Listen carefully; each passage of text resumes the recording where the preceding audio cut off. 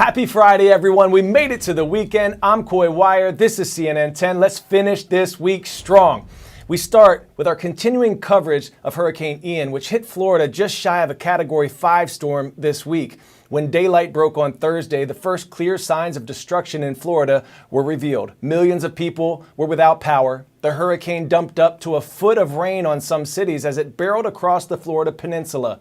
And it may end up setting flooding records as one of the worst storms to ever hit the state. Florida Governor Ron DeSantis called it a 500-year flood event. Water and downed power lines is not a good combination, so many city streets were impossible to navigate.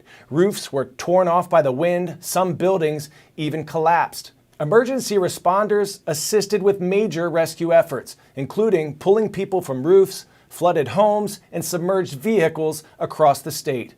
And Ian's path of destruction is not over. The storm dropped heavy rain on central and northeast Florida throughout Thursday and is expected to strengthen to a Category 1 hurricane and make a second landfall in South Carolina today. We'll continue to monitor the storm and keep you updated when our show resumes on Monday. Let's go now to CNN anchor John Berman, who's there for us in Florida to show some of the aftermath of Hurricane Ian. Water is everywhere. That's the message from the sheriff of Collier County.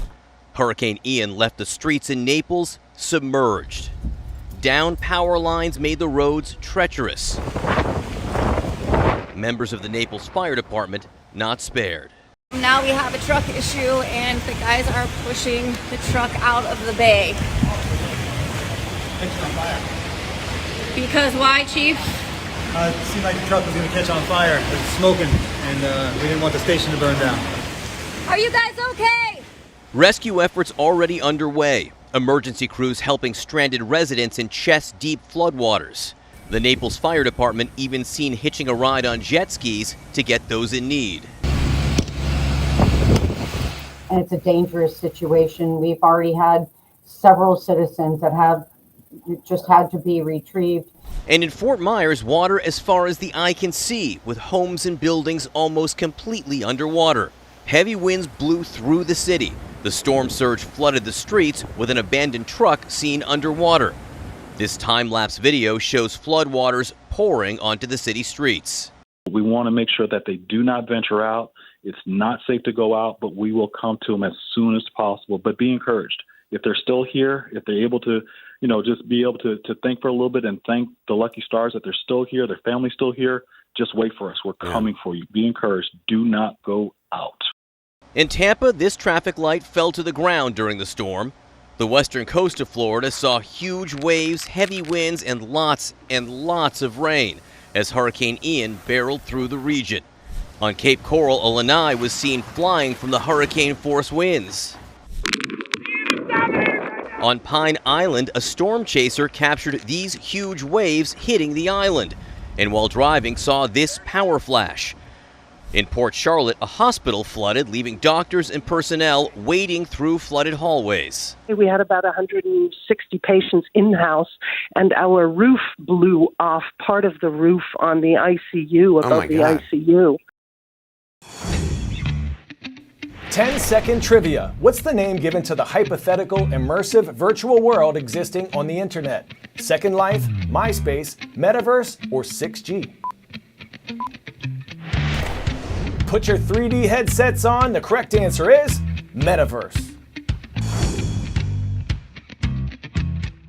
In 2022, approximately 66% of Americans own their own home, and we're talking about apartments, condos, houses, townhouses, houseboats, you name it. But there's another type of property on the market, digital property. Sales shot up in 2021, generating more than $500 million.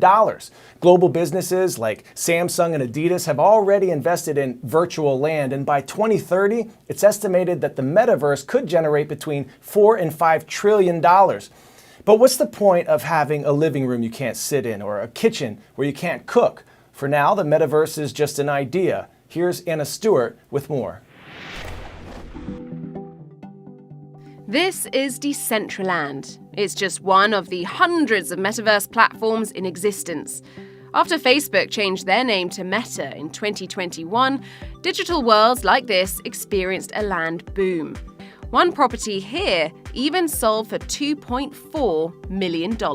Meeting me at the platform's trade center is Sam Huber, the CEO of LandVault.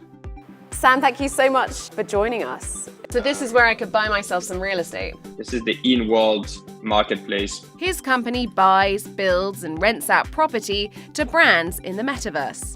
They say they own hundreds of real estate plots in more than a dozen worlds.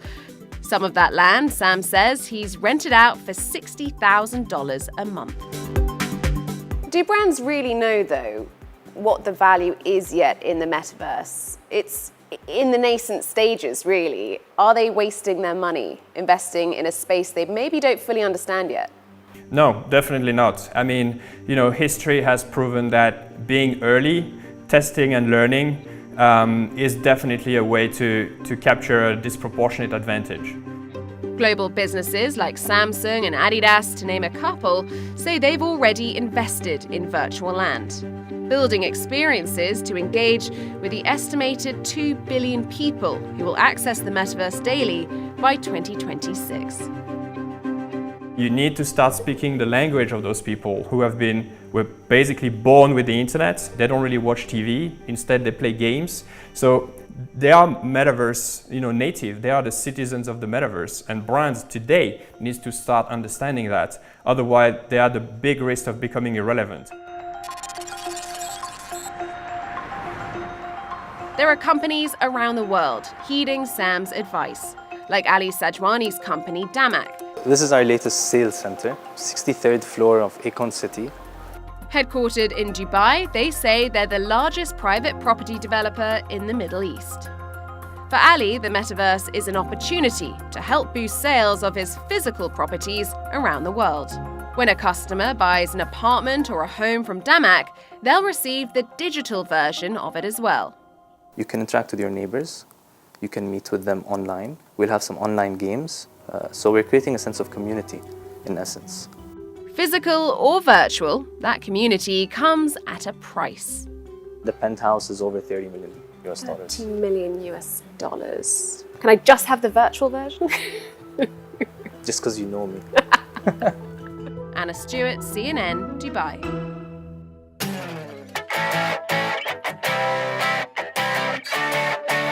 For today's 10 out of 10, I want to introduce you to Cassie.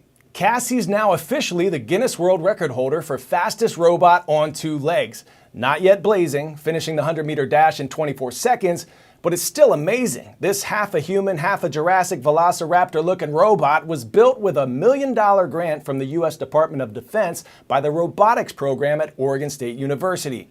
Cassie, which operates through machine learning, also completed a 5K on campus and can go up and down stairs. This technology could be used in the future to deliver packages or work in disaster scenarios. We're already seeing robots working in factories, making food in restaurants. Soon we could see all kinds of things being done by robots. Now, before we go, you made it to Friday. Good job. And special shout out to South Middle School in Braintree, Massachusetts. We hope you and everyone watching around the world have a wonderful weekend. I'm Coy Wire. This is CNN 10. Remember, do the little things that make the world a better place.